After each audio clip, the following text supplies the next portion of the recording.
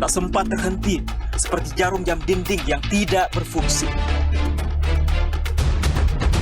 Ada mereka yang jatuh, ada mereka yang sakit, ada mereka yang kehilangan, ada mereka yang meninggalkan. Tidak satu, tidak dua, mereka pergi bergerombol dalam gelombang bernama kematian. Pandemi akan pergi seperti kabut yang hilang sebelum fajar. Asal kalian tidak membawa ego, bergerombol di sana-sini, berhahaha mengabaikan yang diatur. Sungguh elok jika kalian peduli atas nama kemanusiaan. Pakai masker, harga mati. Gak pakai masker, bisa mati.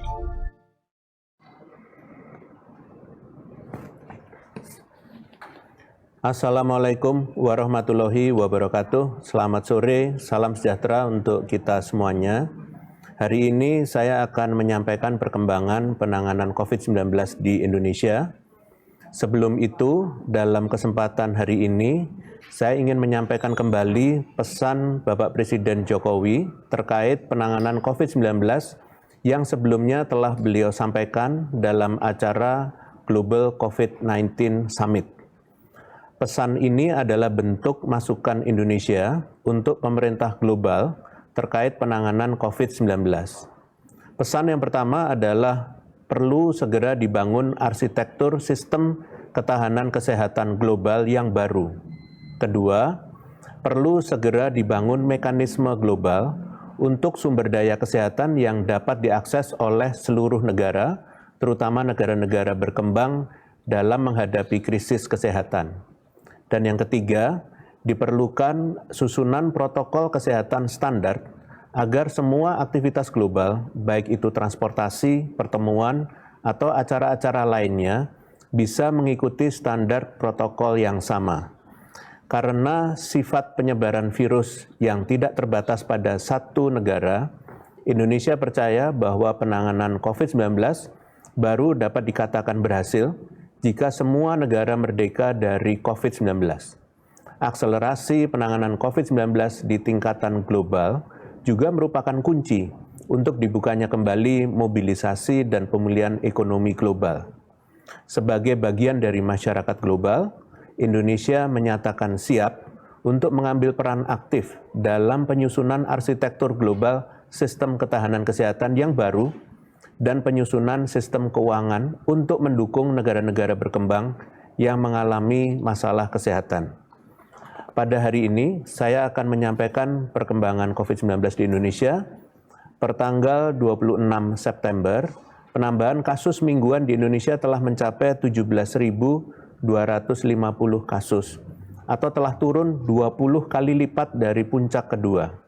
Ini adalah perkembangan yang sangat baik. Bahkan jumlah ini lebih rendah dari kasus pada pertengahan tahun lalu, tepatnya tanggal 24 Agustus 2020, yaitu sebesar 18.675. Tentunya tujuan kita bersama adalah untuk menekan kasus hingga serendah mungkin, setidaknya di bawah 10.000 kasus per minggu. Dengan begitu, dapat dikatakan bahwa kondisi COVID-19 di Indonesia terkendali dan siap untuk berfokus menuju endemi COVID-19. Jika melihat ke belakang, penanganan COVID-19 di Indonesia terus mengalami perbaikan seiring berjalannya waktu. Kita telah belajar dari krisis yang kita hadapi selama kurang lebih 1,5 tahun ke belakang dan semakin mematangkan strategi kita dalam penanganan COVID-19. Pada tahun lalu, kebijakan yang berlaku adalah pembatasan sosial berskala besar atau PSBB, dengan penyesuaian kemudian menjadi PSBB transisi. PSBB yang tidak merata di seluruh Indonesia ini menjadi tantangan untuk menekan angka penularan secara kolektif di semua wilayah. Memasuki tahun 2021, bertepatan dengan lonjakan kasus pertama, kebijakan PPKM mulai diterapkan. Berangkat dari pembelajaran selama penerapan kebijakan PSBB, PPKM berhasil menurunkan laju kasus tidak hanya pada lonjakan kasus pertama, namun juga pada lonjakan kasus kedua yang 4 kali lebih tinggi. Keberhasilan PPKM ini didukung oleh beberapa hal, yaitu pertama, kebijakan PPKM yang berlapis, dimulai dari pembatasan mobilitas dalam dan luar negeri, pengaturan aktivitas sosial ekonomi, hingga pengaturan pada pintu masuk negara. Kedua, kebijakan berlapis tersebut dilakukan secara serentak di seluruh wilayah Indonesia, sehingga berhasil menekan dan menurunkan jumlah kasus secara menyeluruh dan maksimal. Yang ketiga, Komando Pengendalian COVID-19 dipegang oleh pemerintah pusat yang berkoordinasi dengan pemerintah daerah melalui koordinasi rutin mingguan hingga saat ini. Kami mengapresiasi upaya pemerintah daerah selama ini dan selanjutnya kami harap pemerintah daerah untuk dapat meningkatkan pengendalian kasus di wilayahnya. Keempat, pemerintah menggunakan data kasus dan data penunjang lain yang real sebagai dasar perumusan kebijakan, contohnya penentuan zonasi dan leveling suatu daerah. Yang kelima, pemerintah menerapkan kebijakan pembatasan pelaku perjalanan internasional dengan melakukan screening dan karantina agar apapun varian yang muncul dapat dicegah masuk ke Indonesia. Penting untuk dipahami bahwa kelima hal ini merupakan modal ketahanan bangsa yang sudah mulai terbentuk dan semakin kuat seiring dengan berjalannya waktu. Dalam upaya menuju endemi, resiliensi dan kesigapan daerah dalam mengamati dan merespon kondisi di wilayahnya akan terus ditingkatkan. Dengan kebijakan yang efektif dan tepat sasaran dari pemerintah, serta kepatuhan masyarakat dalam menjalankannya, bukan tidak mungkin Indonesia akan terbebas dari pandemi dan mencapai tatanan masyarakat produktif yang aman COVID-19. Selanjutnya, saya akan menjelaskan lebih lanjut pentingnya tetap meningkatkan pelaksanaan dan pengawasan protokol kesehatan meskipun kasus telah mengalami penurunan. Seperti yang sudah saya sampaikan sebelumnya, beberapa negara mulai mempersiapkan diri menuju endemi COVID-19. Di Indonesia sendiri, endemi COVID-19 sudah mulai digaungkan sebagai tujuan penanganan COVID-19.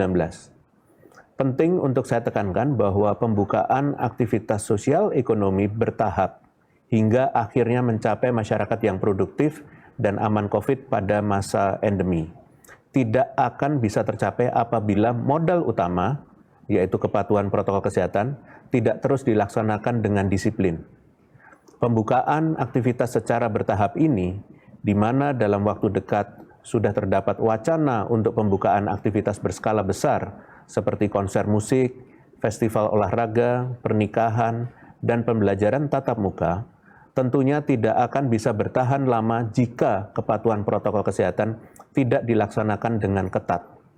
Kasus akan meningkat dan kita akan harus kembali ke masa pengetatan aktivitas dan endemi tidak akan bisa tercapai.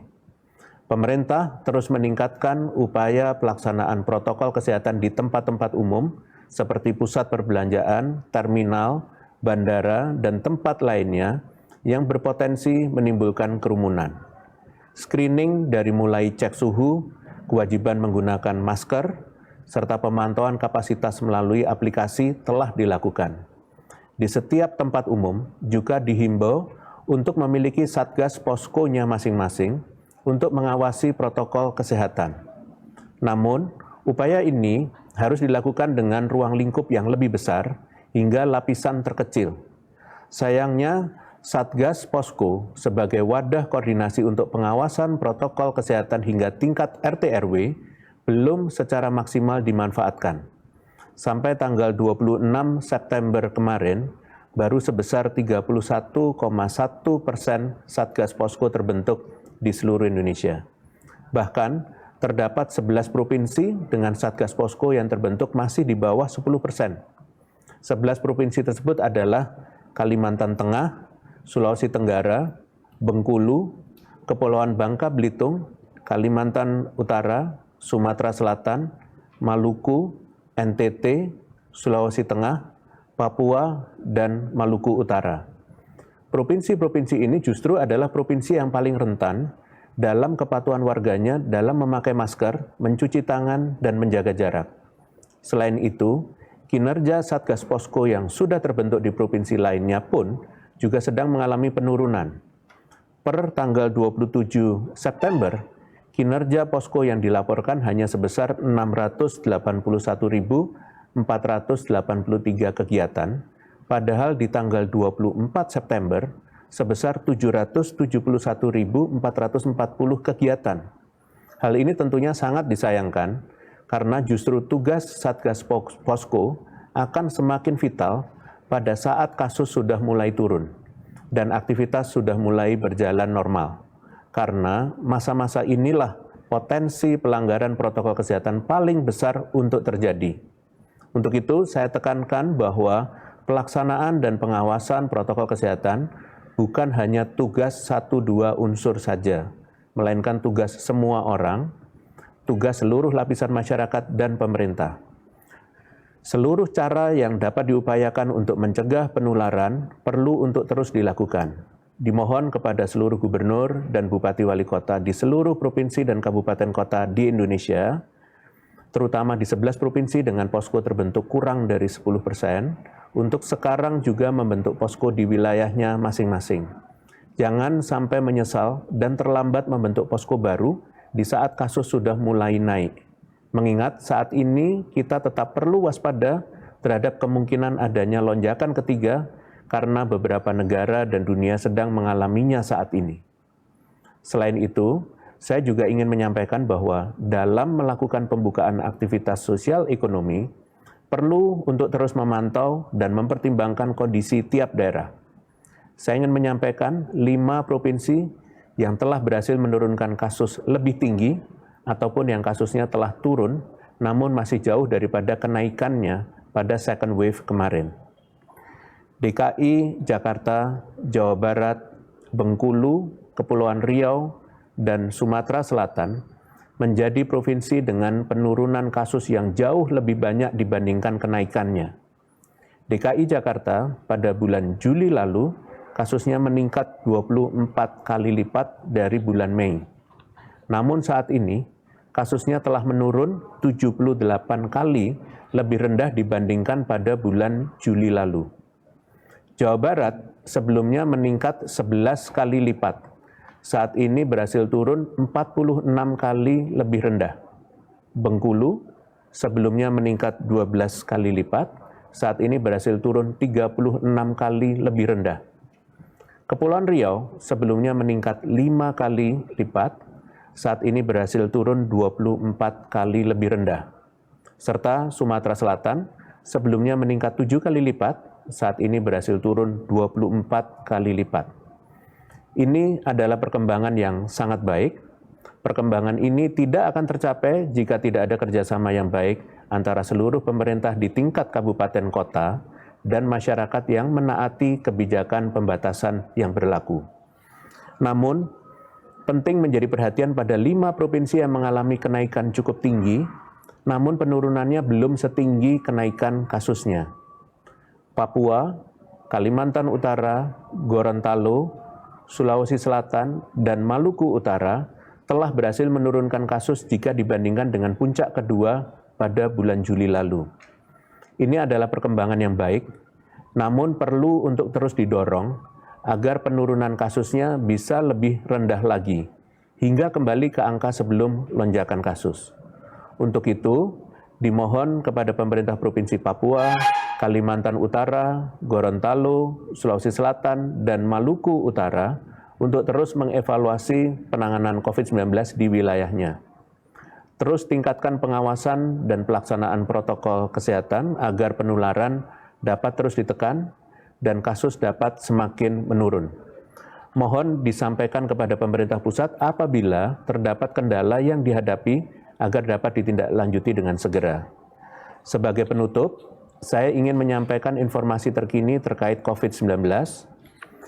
Pemerintah mendorong institusi perguruan tinggi di wilayah PPKM level 1 sampai dengan 3 untuk memulai pertemuan tatap muka terbatas sesuai yang tertuang dalam Surat Edaran Dirjen Dikti Kemendikbudristek nomor 4/2021 tentang penyelenggaraan pembelajaran tatap muka tahun akademik 2021-2022 yang terbit pada tanggal 13 September 2021 demi menekan risiko learning loss dan menjaga kualitas pembelajaran mahasiswa.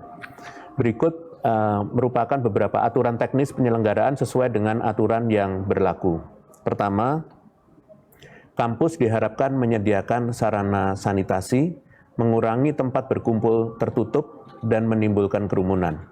Kedua, seluruh pengajar, peserta didik, dan individual lain yang berada di lingkungan kampus wajib mengenakan masker dan menjaga jarak. Yang ketiga, kapasitas maksimal kelas untuk setiap sesi belajar mengajar adalah 50%. Selain itu, demi menjaga kelancaran dan keamanan proses belajar mengajar di kampus, Satgas mendorong perguruan tinggi di Indonesia untuk membentuk Satgas COVID-19 untuk mendisiplinkan penerapan protokol kesehatan, menerbitkan pedoman aktivitas kampus, menyediakan ruang isolasi sementara dan dukungan tindakan kedaruratan bagi sivitas akademika di kampus, serta memastikan mahasiswa dari luar daerah dalam keadaan sehat dan telah melakukan karantina mandiri 14 hari atau tes swab. Jika mendapati kasus positif di kampus, maka pemimpin perguruan tinggi harus menghentikan sementara aktivitas pembelajaran tatap muka di area terkonfirmasi.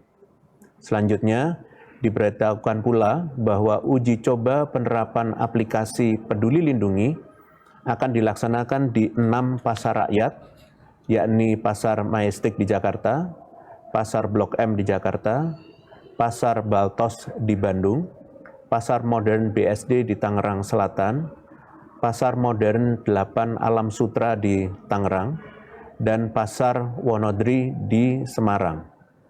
Penerapan aplikasi Peduli Lindungi di pasar tradisional merupakan bagian dari komitmen pemerintah untuk merealisasikan hidup produktif dan aman COVID di Indonesia. Demikian konferensi pers pada hari ini. Saya lanjutkan dengan sesi tanya-jawab media. Terima kasih. Terima kasih, Prof. Ada 3 pertanyaan dari media. Yang pertama dari Dewi Tempo, Gita VOA, dan Hendro Berita 1. Pemerintah lewat Kominfo menyatakan sudah memberi lampu hijau penyelenggaraan acara besar seperti konser musik dan resepsi. Mengapa banyak sektor yang dibuka? Apa landasan hukum pemerintah mengeluarkan izin tersebut? Dan menurut Satgas sendiri, apakah hal ini mungkin dilakukan di saat gelombang ketiga dan berbagai varian baru virus corona masih menjadi ancaman?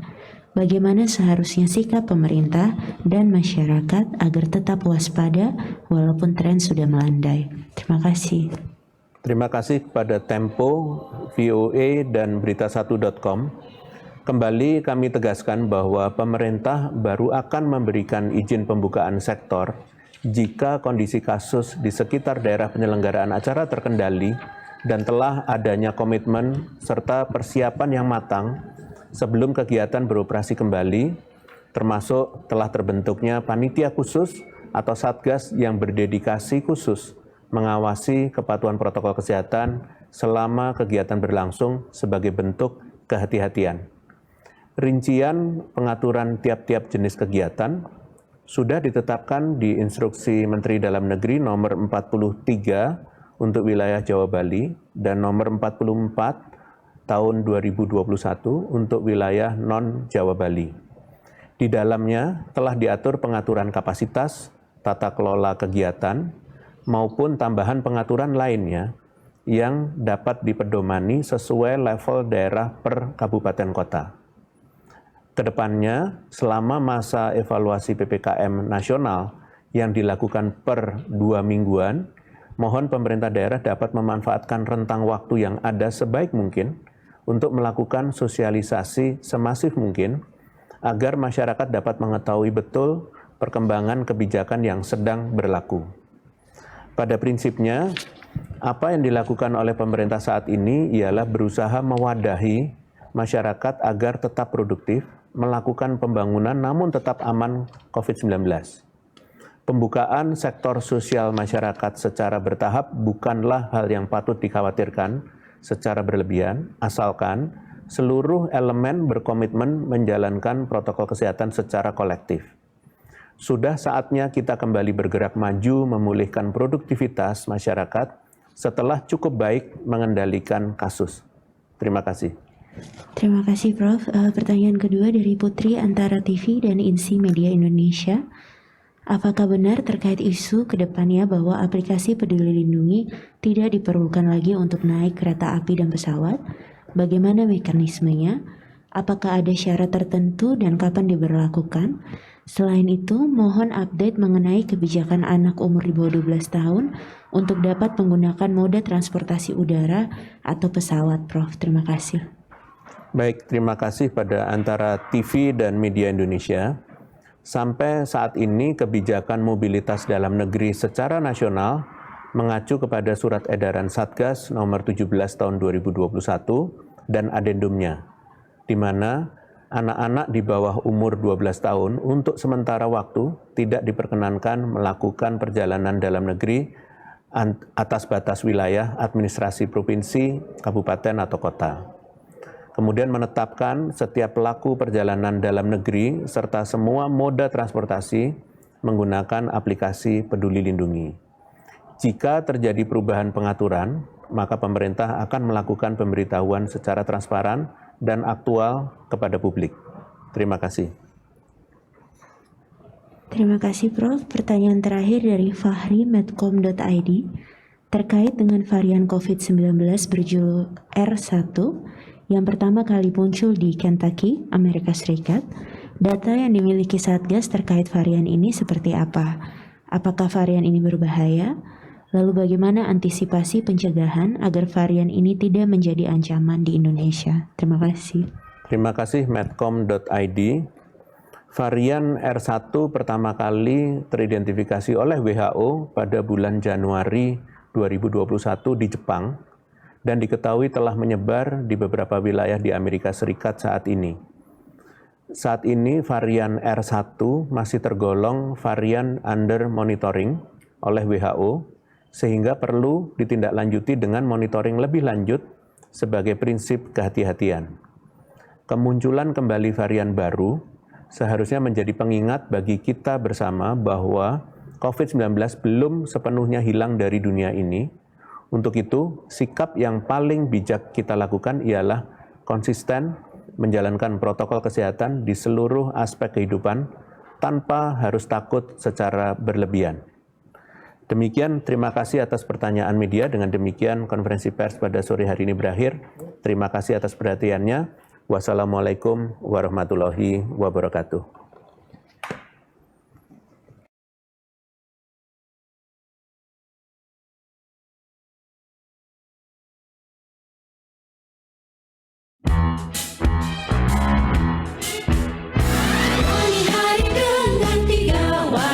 Wajib iman, wajib amal.